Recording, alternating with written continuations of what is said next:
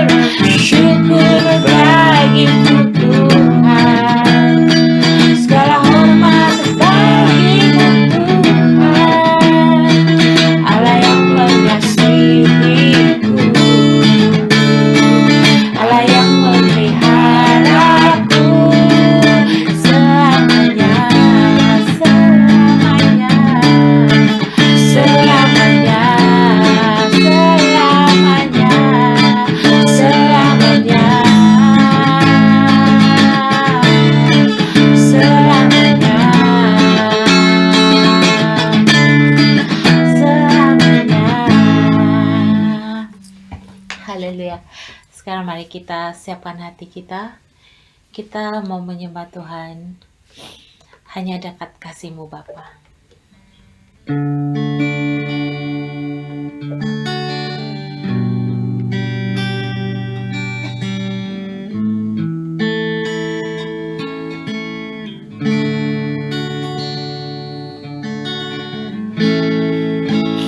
Hanya dekat kasih-Mu Bapa,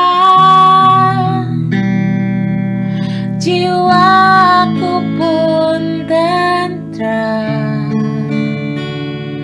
Engkau menerimaku dengan sepenuhnya, walau dunia melihat rupa, namun Kau memandangku sampai ke kedalaman hatiku.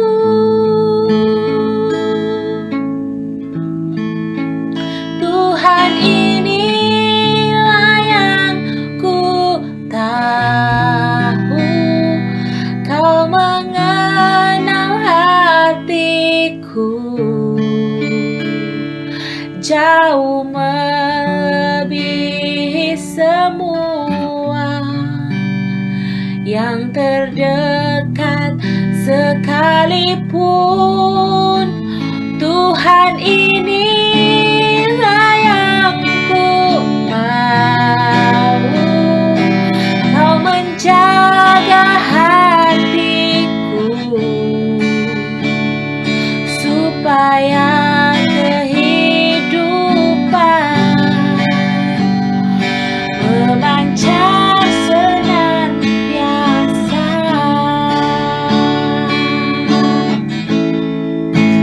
Hanya dekat kasih-Mu Bapa, jiwaku pun tenang. Engkau menerimaku dengan sepenuhnya. Walau dunia melihat rupa, namun Kau memandangku sampai kedalaman hatiku. Tuhan, inilah yang ku tahu, Kau mengenal hatiku jauh melebihi semua yang terdekat sekalipun. Tuhan, inilah yang ku mau, Kau menjaga hatiku supaya kehidupan memancar senantiasa.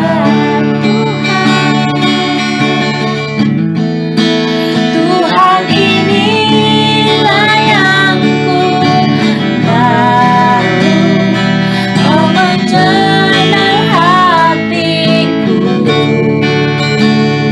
jauh melebihi semua yang terdekat sekalipun.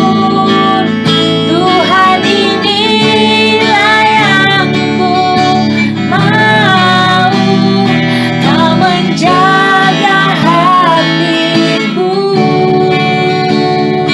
supaya kehidupan memancar senantiasa. Supaya kehidupan memancar senantiasa. Supaya kehidupan memancar senantiasa.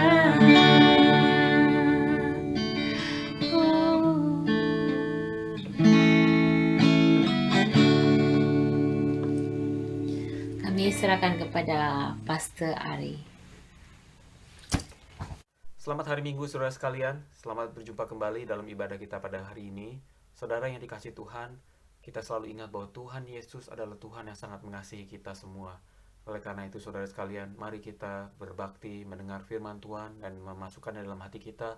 Biarlah kita dengan penuh kasih kepada Tuhan juga kita membalas kasih-Nya kepada kita. Amin saudara sekalian, amin. Mari saudara sekalian, saya mau mengundang saudara sekalian untuk membuka firman Tuhan yang tertulis dalam kitab Ulangan, pasalnya yang ke-8 ayat 18-19, 2 ayat saja. Ulangan 8 ayat 18-19. Saya baca Alkitab saya, Ulangan 8 ayat 18-19. Saya baca ya saudara 18. Tetapi haruslah engkau ingat kepada Tuhan Allahmu. Ini Musa berkata-kata kepada bangsa Israel ya. Sekali lagi, tetapi haruslah engkau ingat kepada Tuhan Allahmu. Ingat kepada Tuhan. Jadi ini perintah Musa. Sebab dialah yang memberikan kepadamu kekuatan untuk memperoleh kekayaan. Jadi Musa menekankan bahwa ternyata kekayaan yang kita miliki saat ini itu diperoleh dari Tuhan. Tuhan yang memberikan kepada kita kekuatan, the power to acquire wealth.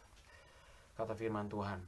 Dengan maksud, nah ada tujuannya, meneguhkan perjanjian yang diikrarkannya dengan sumpah kepada nenek moyangmu seperti sekarang ini. Ayat 19.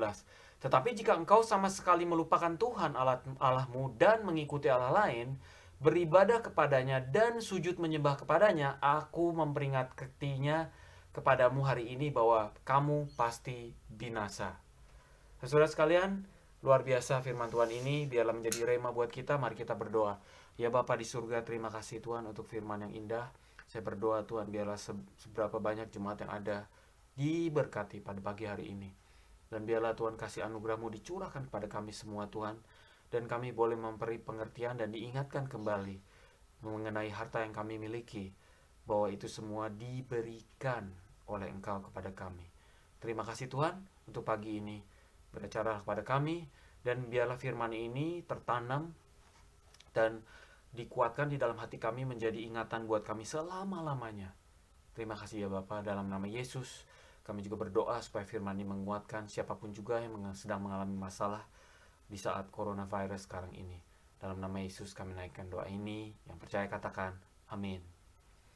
Saudara sekalian, puji syukur kepada Tuhan. Nah saudara sekalian, hari ini kita baru saja membaca firman Tuhan yang sangat luar biasa. Firman ini ditulis dalam kitab Ulangan.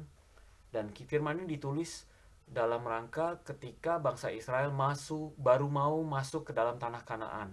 Mereka baru mau memperoleh kekayaan. Tanah Kanaan itu kaya sekali, saudara. Bahkan dikatakan dia adalah tanah yang melimpah susu dan madunya. Tanah yang subur, tanah yang mengandung banyak emas, dan lain sebagainya, saudara sekalian. Sebelum memperoleh itu semua, Tuhan berkata melalui Musa, haruslah engkau ingat kepada Tuhan Allahmu, bahwa dialah yang memberikan kepadamu kekuatan untuk memperoleh kekayaan. Nah, saudara sekalian, dalam rangka coronavirus saat ini, pandemik saat ini, saudara sekalian, saya melihat banyak orang kecewa. Kenapa? Karena mengalami kesulitan ekonomi. Nah, saudara sekalian, karena sulit berbisnis, penjualan juga sulit, saudara. Bahkan saudara mau melakukan jual beli juga sulit. Banyak sekali keuntungan dari orang-orang yang sedang berbisnis itu turun, saudara sekalian. Dan bahkan ada bisnis yang sama sekali tidak bisa berjalan, atau bahkan tidak bisa beruntung, begitu saudara. Sehingga membuat banyak orang itu sedih, marah-marah, kecewa, karena mereka lebih sulit untuk memperoleh kekayaan. Saudara sekalian, bahkan ada orang yang mungkin merencanakan ini menjadi orang kaya, harus batal niatnya, karena pandemik ini sukar sekali, saudara sekalian. Dan kondisi ini memang melanda seluruh dunia. Jadi bukan cuma kita saja yang tinggal di sini, tapi seluruh dunia, saudara, baik di Indonesia maupun dimanapun, orang menjadi sulit menjadi kaya karena pandemik ini, saudara sekalian. Nah, saudara sekalian, padahal kebanyakan orang itu menginginkan untuk menjadi orang kaya, kaya raya, banyak harta. Banyak sekali orang menginginkan hal itu. Ambil contoh, saudara sekalian. Pernah nggak saudara melihat orang perkawinan? Kenapa kalau orang kawin itu didandani atau dipakaikan pakaian seperti raja? Kalau saudara itu hadir dalam rangka perkawinan adat, saudara sekalian, orang yang menikah itu pakai baju adat dan pakai baju raja-raja. Padahal mereka bukan raja dan juga bukan keturunan raja. Ya kalau raja lebih hebat lagi, saudara sekalian. Tapi mereka pakai baju raja. Ada yang kalau di Indonesia bagus sekali itu, ada yang ada bunga-bunga, ada topi-topinya, ada baju-baju yang mahal, bahkan ada yang dari benang dari emas, saudara sekalian. Ada di Batak itu ulos, atau di baju-baju daerah, saudara, kain-kain batiknya itu luar biasa, tenunannya yang indah-indah, luar biasa sekali, seperti raja-raja. Kenapa? Kalau menikah orang berpakaian seperti itu, saudara sekalian. Lalu saya berpikir kenapa? Ternyata saudara, saya percaya karena semua orang tuh menginginkan untuk menjadi raja yang kaya. Jadi ketika menikah, ya bolehlah menjadi raja dan ratu atau permaisuri atau pangeran begitu saudara, dalam sehari ketika menikah, dan mereka dinobatkan sebagai raja pernikahan ketika segera menikah. Karena di dalam hati setiap orang, mereka ingin menjadi kaya raya. Siapa yang tidak mau menjadi kaya, saudara? Apalagi paling kaya di dunia, pasti mau, saudara sekalian. Semua orang mengejar itu. Kita kirim anak-anak kita ke sekolah tinggi untuk belajar. Kita kirim anak-anak untuk les private, saudara, untuk belajar ini itu, bahkan sekolah bahasa Mandarin, sekolah bahasa Inggris, saudara sekalian, lancar berbicara dan lain sebagainya. Untuk apa? Mempermudah mereka menjadi orang kaya. Untuk mempermudah mereka menambah nilai kekayaan atau mencari uang sehingga akhirnya menjadi kaya dan lain sebagainya. So, lihat saja dalam Instagram. Sudah bisa melihat orang-orang suka memamerkan kekayaan. Rumahnya yang indah, mobilnya yang bagus, baju barunya. Saudara, pendeta juga begitu. Kadang-kadang pendeta suka memamerkan gerejanya yang indah, jemaatnya yang kaya-kaya dan lain sebagainya, saudara sekalian. Kadang-kadang begitu, saudara sekalian.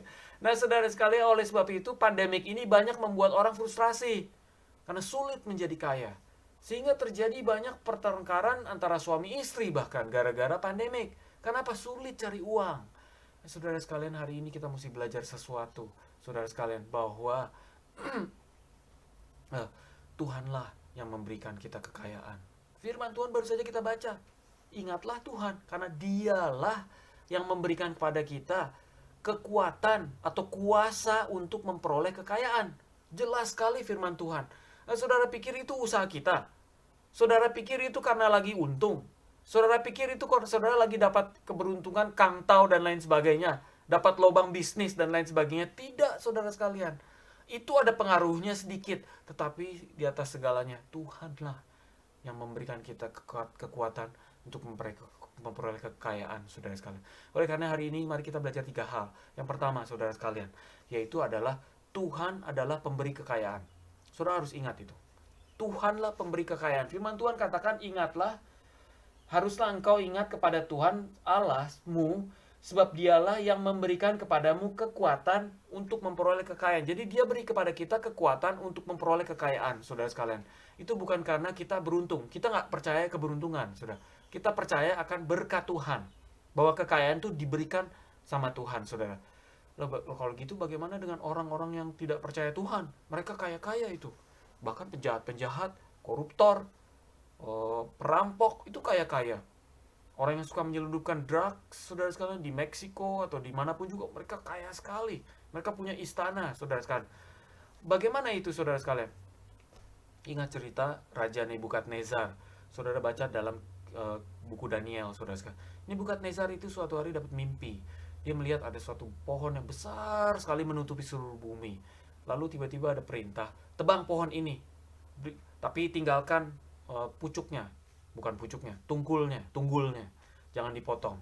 Nah, saudara sekalian, dan ketika itu Nabi Daniel menginterpretasikan mimpi daripada Raja Nebukadnezar. Nebukadnezar bukan orang percaya Tuhan loh. Dia menyembah Tuhan dewa namanya Nebo. Sehingga disebut Nebukadnezar. Itu nama dewa, Nebu, saudara sekalian. Dan dia sembah, saudara sekalian. Nah, saudara, dia tidak percaya Tuhan, dia tidak menyembah Tuhan, dia menyembah Allah lain, dia itu kejam luar biasa, saudara, tapi dia kaya sekali. Suatu hari, saudara, benar-benar terjadi mimpinya, saudara.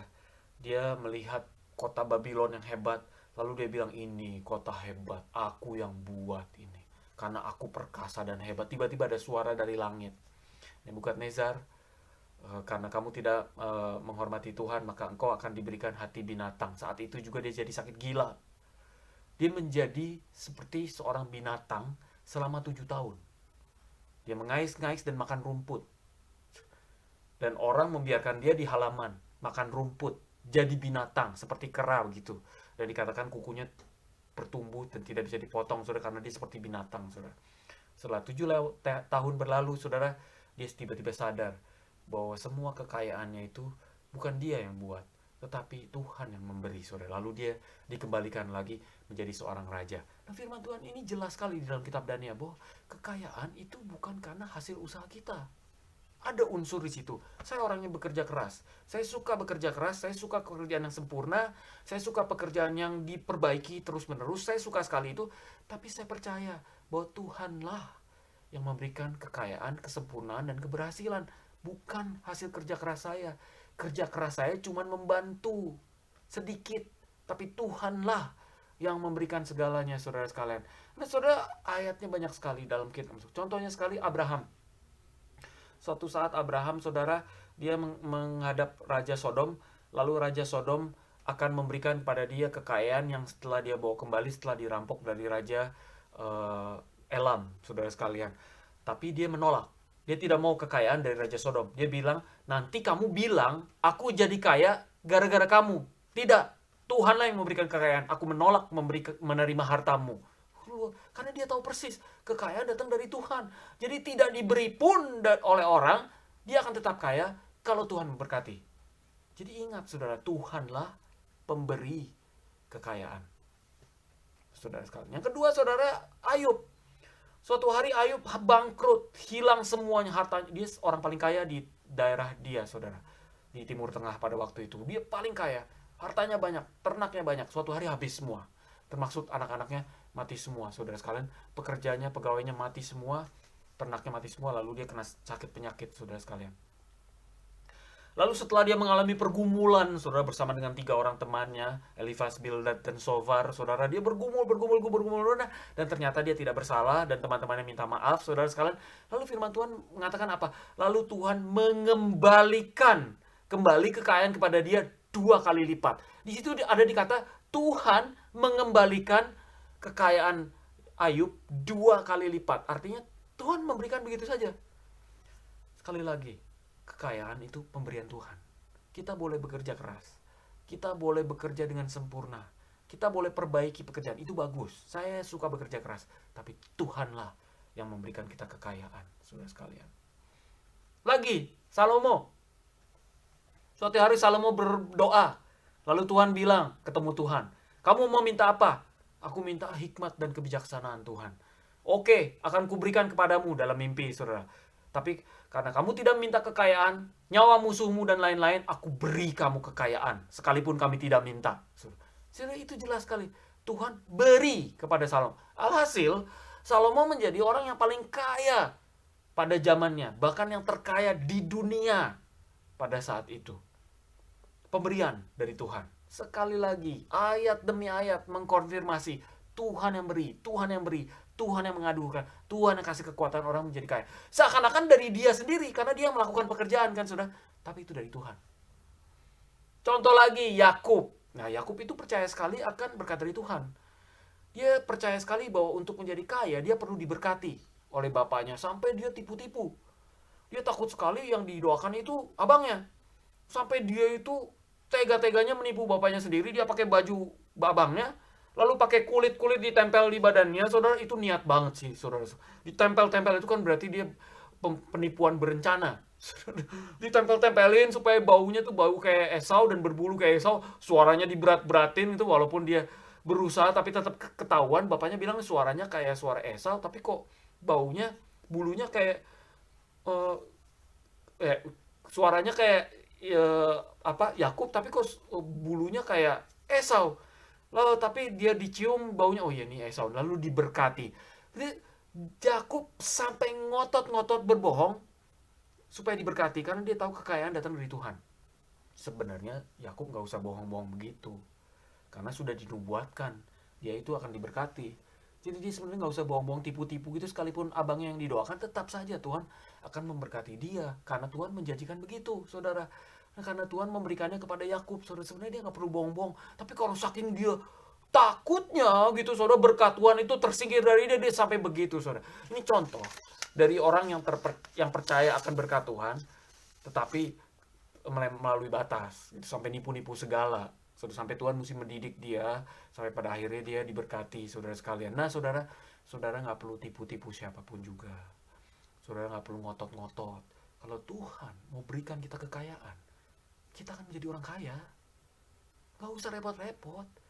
Saya gak bilang saudara gak usah kerja. Tidak. Tuhan tidak mengasihi orang yang malas. Kerja dengan baik. Kerja dengan disiplin. Kerja keras. perbaiki apa yang diperbuat. Tapi berharap pada Tuhan lebih lagi, karena kekayaan itu datang dari Tuhan. Jadi kesimpulannya adalah, saudara sekalian, pemberian itu lebih besar daripada pemberiannya. Kekayaan itu gak ada dibandingkan dengan Tuhan. Tuhan itu lebih besar daripada kekayaan. Kalau dia mau memberi kita kekayaan dengan mudah, semudah menjentikan tangannya, seperti itu saudara akan menjadi kaya. Banyak orang yang tidak menyangka dirinya kaya, lalu mereka bersyukur, Tuhan, aku tidak minta semua ini, tapi kok Engkau begitu baik memberikan aku kekayaan dan lain sebagainya. Saudara sekalian, yang kedua, saudara mesti perhatikan bahwa Tuhan itu bukan cuma memperhatikan kekayaan kita di bumi, tetapi juga sesudah kita mati. Kekayaan di bumi dan di akhirat dia perhatikan, saudara. Jadi dia tidak mau kita kaya di bumi saja, tetapi miskin di akhirat, saudara. Sebab firman Markus 8 ayat 36 mengatakan, apalah gunanya seseorang memiliki segala sesuatu di dunia ini, tapi kehilangan nyawanya. Jadi Tuhan perhatikan juga, kalau saya kasih kekayaan tapi terus dia nanti menyimpang jalannya, lebih baik saya tidak kasih dia kekayaan, tapi dia berharap-harap terus. Begitu, saudara. Jadi pas-pas saja. Saya beruntung, saudara, saya tidak kaya raya seperti Bill Gates. Saya juga tidak melarat. Saya cukup berkelebihan. Saya hidup berkelebihan, berkelimpahan, saudara. Sekalipun enggak jadi orang terkaya di Australia, enggak, tapi saya berkelimpahan. Dan itu saya bersyukur. Terima kasih Tuhan. Tuhan memberikan kepada saya apa yang saya butuhkan. Oleh karena itu, saudara, mau pandemik mau nggak pandemik, saudara, kalau Tuhan mau memberikan kita kekayaan, kita akan kaya saja. Saudara, nggak usah ngotot-ngotot, saudara, sampai menipu-nipu, korupsi, dan lain sebagainya. Nggak usah sampai berkelahi dengan suami istri, nggak usah. Nggak usah ngotot-ngotot sampai maksa-maksa customer untuk datang ke toko situ, nggak usah. Namanya juga berkat dari Tuhan. Datang kepada pemberi berkat, maka saudara akan diberkati. Seperti si Yakub, saudara. Dia datang kepada Tuhan, sekalipun dia caranya salah, gitu, saudara. Ngotot-ngotot, nipu-nipu, nggak usah kayak gitu, tapi datang kepada Tuhan, dan Tuhan menghormati hatinya, saudara. Itu yang pertama, saudara sekalian, bahwa Tuhanlah yang memberi kekayaan. Saudara harus ingat itu. Yang kedua, saudara, bahwa ternyata pemberi kekayaan itu lebih penting daripada kekayaan. Jangan salah, saudara. Pemberi kekayaan lebih penting daripada kekayaan itu sendiri. Yang memberi lebih penting. Tuhan lebih penting daripada barang-barangnya, saudara sekalian. Firman Tuhan katakan, saudara, ayat 18b, saudara, supaya kita belajar semua, saudara sekalian. Jadi dia adalah Tuhan yang memberikan kita kekuatan untuk memperoleh kekayaan dengan maksud. Nah, ada kelanjutannya nih, saudara. Dengan maksud meneguhkan perjanjian yang diikrarkannya dengan sumpah kepada nenek moyangmu seperti sekarang ini. Jadi tujuan kekayaan itu adalah untuk menguatkan atau meneguhkan perjanjian yang diikrarkannya dengan sumpah kepada nenek moyangnya, yaitu Abraham. Jadi saudara mesti tahu tujuan kekayaan itu apa. Ternyata, saudara sekalian, bangsa Israel diberikan kekuatan karena tujuannya itu untuk meneguhkan perjanjian, covenant. Kita ngomong soal covenant 2 minggu yang lalu, saudara. Meneguhkan perjanjian yang dia berikan kepada dia dan manusia. Perjanjian bahwa kita akan menjadi Tuhannya dan Tuhan akan menjadi Tuhan kita, saudara. Maksud kita akan menjadi pengikut Tuhan. Dia akan menjadi Tuhan kita dan Tuhan akan menjadi Tuhan kita. Itu perjanjiannya, covenantnya, saudara sekalian. Nah, saudara sekalian, banyak orang memiliki perjanjian dengan Tuhan, tetapi tidak meneguhkan perjanjian. Firman ini bicara kekayaan itu gunanya untuk meneguhkan perjanjian. Apa bedanya saudara memiliki atau punya dengan meneguhkan? Itu beda. Ambil contoh, saudara. Baru-baru ini pemerintah Taliban itu mengambil alih pemerintahan di Afghanistan. Kira-kira beberapa minggu yang lalu, saudara sekalian. Mereka memiliki pemerintahan, tetapi mereka tidak memiliki pemerintahan yang teguh. Artinya mereka tidak bisa meneguhkan pemerintahan, saudara sekalian. Karena mereka tidak punya uang, satu, tidak ada pengakuan bangsa lain, apalagi Amerika, bangsa-bangsa besar tidak berani mengakui teroris sebagai government. Saudara, mereka lihat-lihat dulu nih perilakunya seperti apa. Jadi tidak ada bangsa lain mengakui, saudara sekalian. Lalu tidak ada pemerintahan yang strukturalnya benar, saudara, masih kacau, masih serabutan, saudara. Nggak ada perlindungan terhadap warga negaranya juga. Juga nggak ada perwakilan dan negara lain. Ambil contoh, saudara, kedutaan besar Afghanistan di Canberra, itu saudara masih loyal sama pemerintahan yang dulu. Dia tidak loyal sama pemerintahan Taliban. Apalagi keuangannya sudah dipotong. Jadi mereka hidup sendiri yang di sini, yang di Canberra itu semua. orang Afghanistan. Mereka disupport oleh orang-orang masyarakat Afghanistan yang ada di Australia. Tidak dari Afghanistan, dari Taliban, tidak. Mereka masih mengakui pemerintahan yang lama. Apalagi kedutaan besar Afghanistan di Tajikistan, saudara. Mereka masih pasang foto pemerintahan yang lama. Mereka tidak mau pasang foto Taliban, saudara. Jadi nggak ada pengakuan, saudara. Kenapa? Taliban memiliki government, tapi tidak meneguhkan government. Tidak punya government yang teguh. Gitu. Banyak orang memiliki perjanjian dengan Tuhan, tapi tidak meneguhkan perjanjian dengan Tuhan. Mereka cuma, ya saya sudah dibaptis, ya saya sudah punya perjanjian dengan Tuhan, ya saya tahu dia Tuhan saya dan Tuhan itu Tuhan atas saya. Ya sudah tahu semua. Tahu, mengakui, bukan berarti meneguhkan. Nah ini beda sekali, saudara. Apa bedanya, saudara sekalian? Saya ambil contoh kedua, saudara. Kira-kira tahun 70 tanggal 21 April ada satu negara itu dibentuk di Western Australia. Negara ini mengumumkan bahwa dia adalah sekitar berapa ribu mil persegi, saudara. Itu adalah wilayah sendiri di luar Australia, namanya The Principality of Hutt River. Saudara pernah dengar gak? Itu negara sendiri, saudara. Dari tahun 70, saudara sekalian. Dipimpin oleh seorang namanya Prince Leonard. Ini dia agak sedikit mungkin gak tahu ya, saudara, main-main atau gimana. Dia bikin negara sendiri di dalam negara. Jadi ada negara di dalam negara, begitu, saudara. Nah, selama bertahun-tahun dia menolak membayar pajak. Karena bilang ini negara sendiri, ini bukan Australia. Kami menolak membayar pajak. Saudara, mereka menolak membayar pajak, tetapi mereka masih pakai akses seperti pelabuhan, segala macam yang milik negara Australia, saudara. Jadi mereka pakai infrastructure, tapi mereka nggak mau bayar pajak gitu, karena merasa di negara sendiri. Jadi selama, saudara, 50 tahun negara ini berdiri, saudara, mereka tidak diakui oleh pemerintah Australia. Mereka ngaku sendiri aja. Mereka bikin paspor sendiri, mereka bikin visa sendiri, bahkan mereka jual paspor, boleh beli. Saudara juga bisa beli buat souvenir, saudara. Tapi cuma bisa dipakai masuk ke wilayah daerah itu saja. Saudara nggak bisa pergi ke luar negeri. Itu namanya The Principality of Hutt River. Nah, saudara, ketika pandemik tahun 2019-2020, saudara sekalian, mereka rupanya mengalami kesulitan ekonomi. Jadi negara ini dibubarkan setelah 50 tahun berdiri, saudara sekalian. Lucu, ada negara dibubarkan. Nah, saudara, ini dia mengaku-ngaku negara, tapi ini mereka mengaku punya negara, tapi mereka tidak bisa meneguhkan negaranya. Hati-hati, saudara. Banyak orang Kristen itu punya perjanjian dengan Tuhan, tapi tidak meneguhkan. Nah, meneguhkan perjanjian dengan Tuhan itu perlu dana, perlu uang. Apa maksudnya? Saudara, percaya Tuhan Yesus itu gratis. Tapi meneguhkan perjanjian dengan Tuhan, saudara pakai kekayaan saudara untuk itu. Sebab untuk itulah saudara dibuat kaya. Untuk meneguhkan perjanjian dengan Tuhan. Apa itu maksudnya? Begini, saudara. Saudara itu meneguhkan perjanjian dengan Tuhan ketika saudara itu benar-benar membuat seluruh keluarga itu benar-benar berakar di dalam Tuhan. Dan untuk itu perlu dana. Saya kirim anak-anak saya ke sekolah Kristen, mahal, tapi saya keluar uang.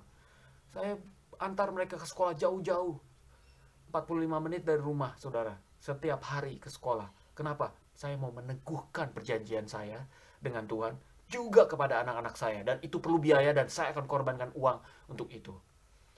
Persepuluhan saudara itu untuk meneguhkan perjanjian saudara kepada Tuhan. Karena saudara, persepuluhan saudara itu mewakili semua harta saudara. Saudara pakai untuk meneguhkan perjanjian saudara melalui pelayanan di dalam gereja.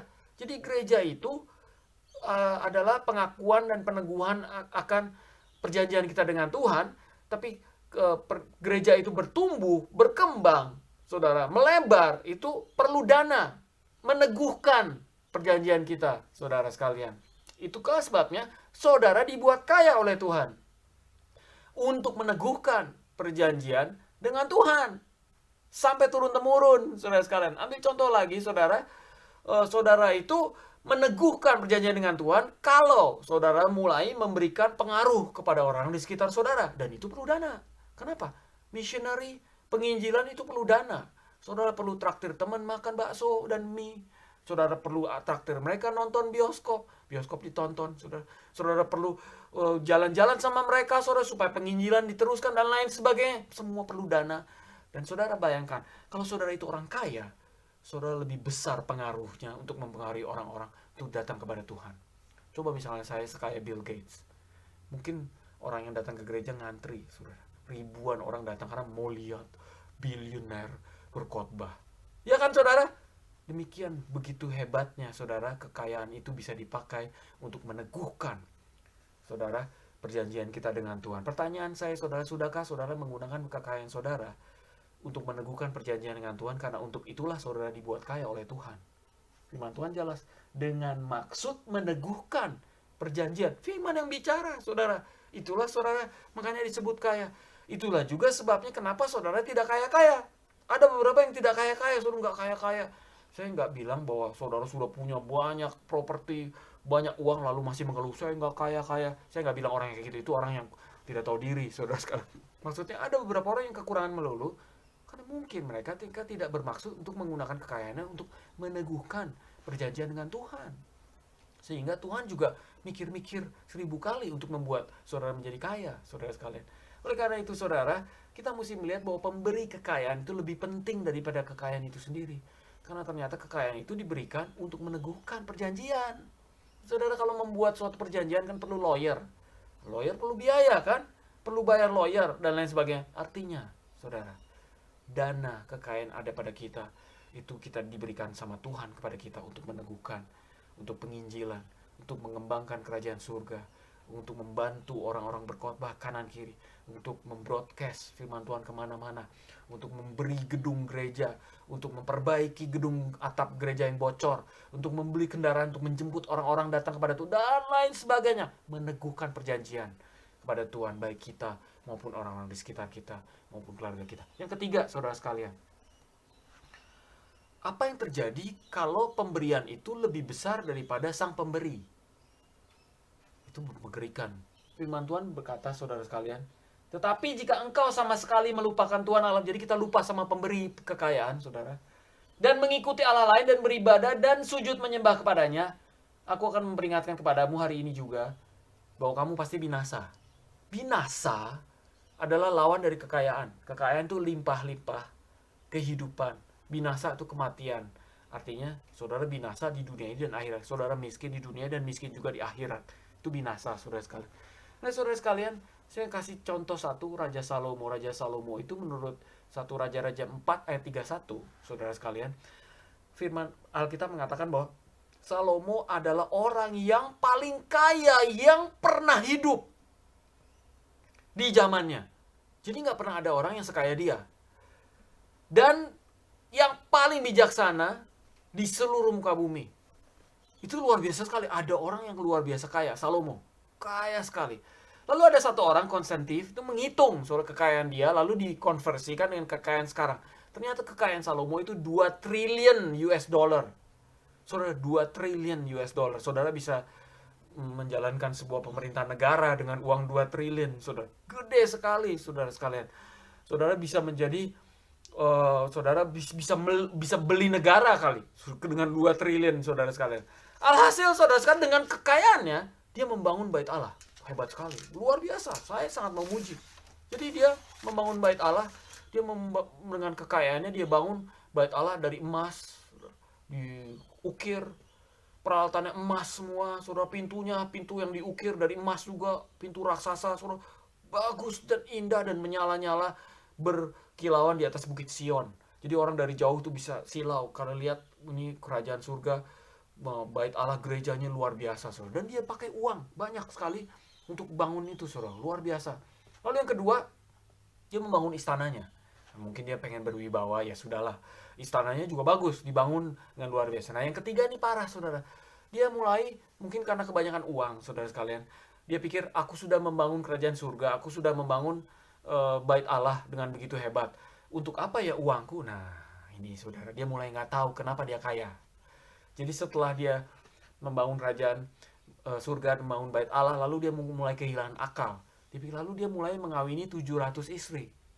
Jadi uangnya dipakai untuk memperbanyak istri.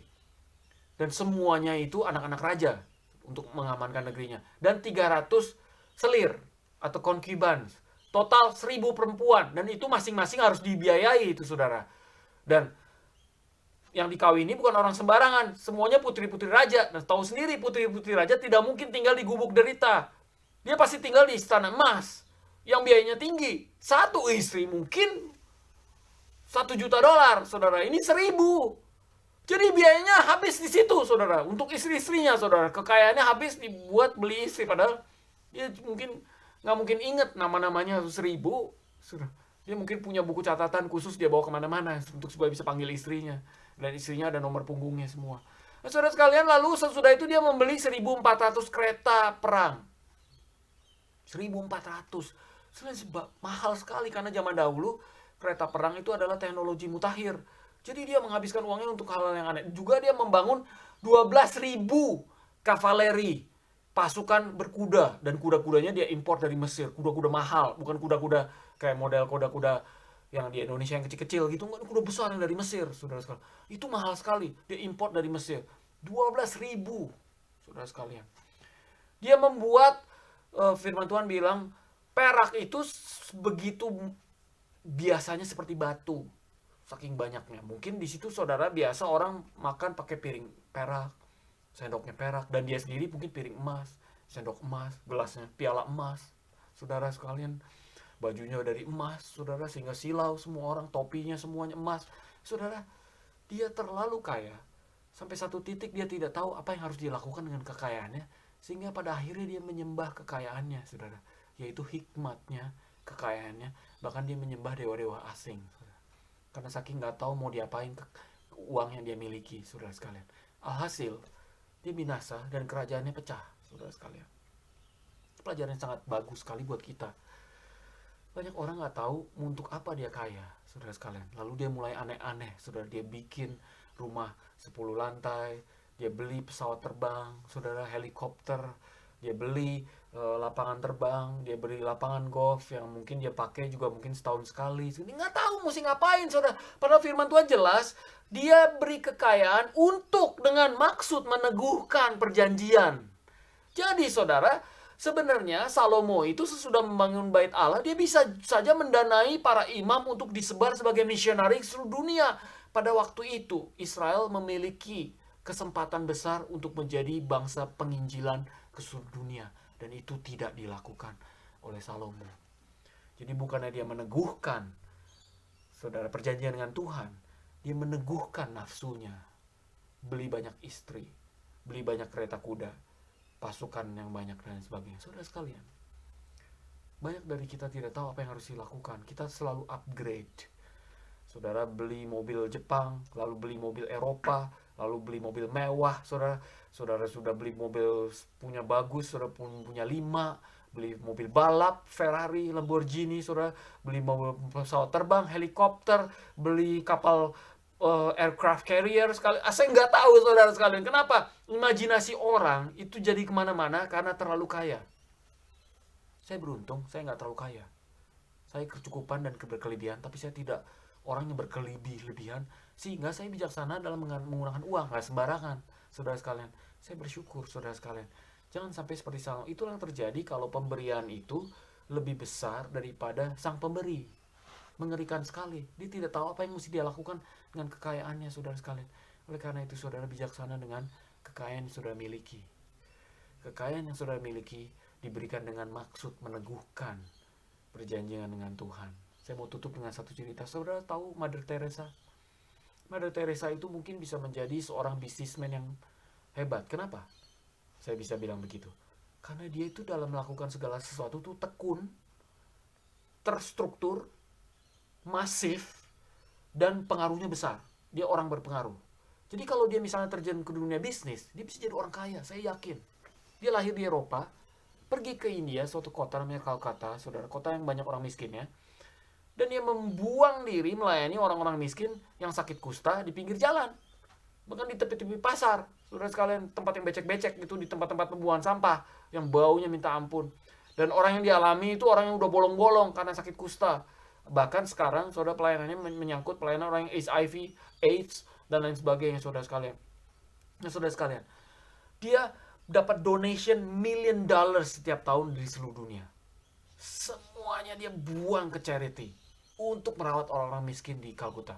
Suatu hari dia menang hadiah Nobel. Dan untuk menang hadiah Nobel ada namanya Nobel Charity Dinner. Jadi untuk menyerahkan hadiah Nobel itu ada banquetnya, makan malam, saudara. Dan biayanya itu ternyata besar sekali.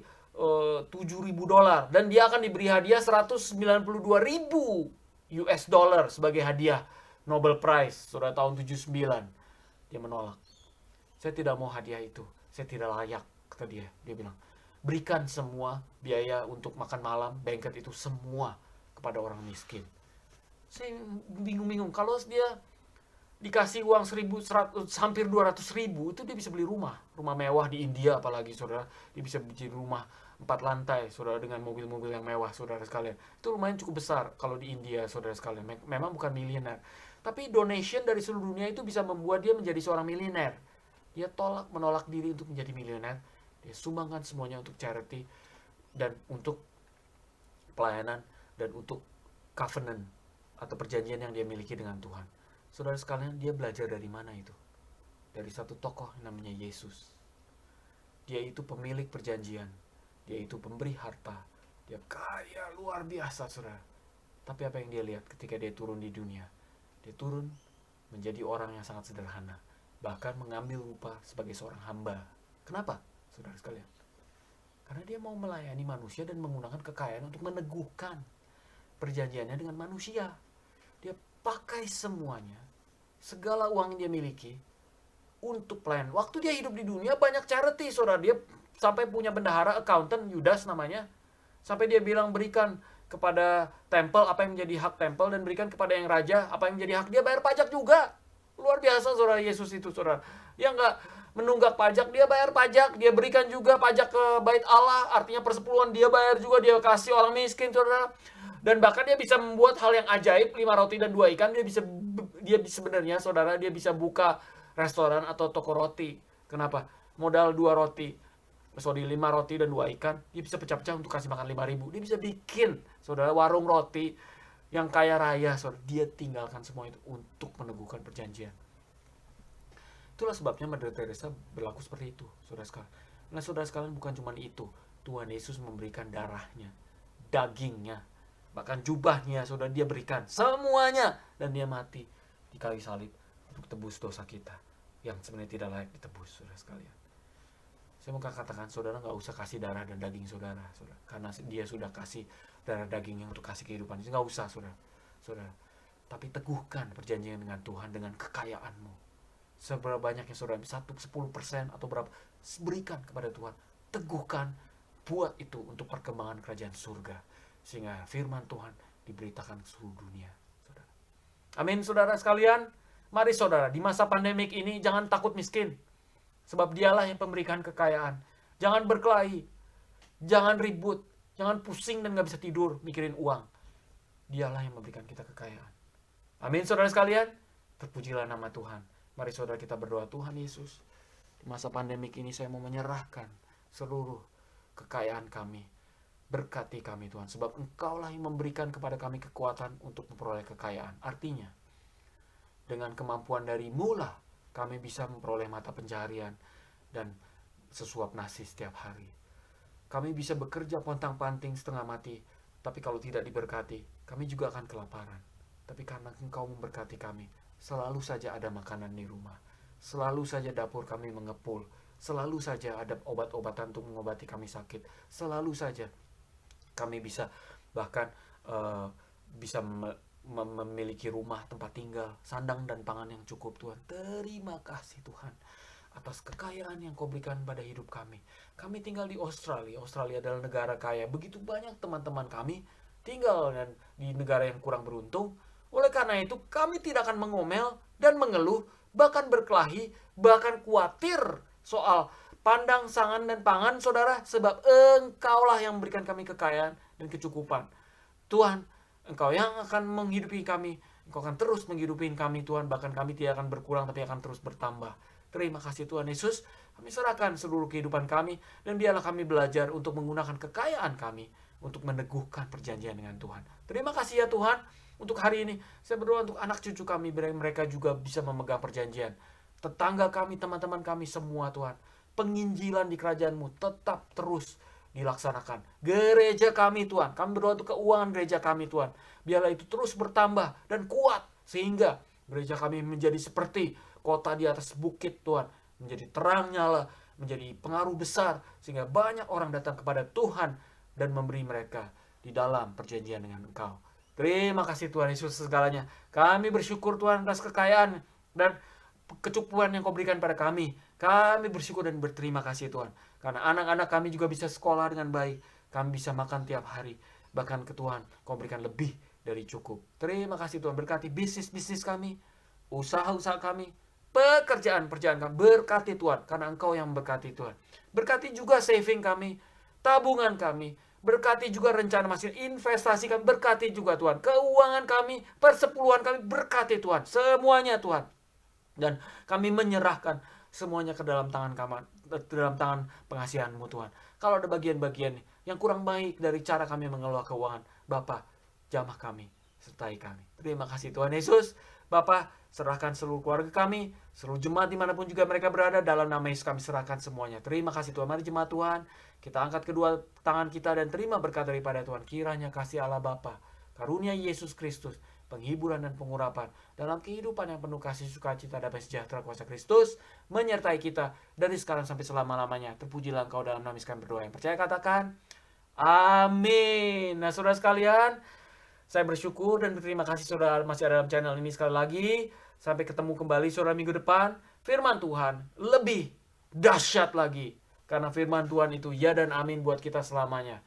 Haleluya. Sampai ketemu saudara sekalian. Dalam nama Yesus, saya berkati saudara semua dimanapun juga saudara berada. Haleluya. Amin. God bless you.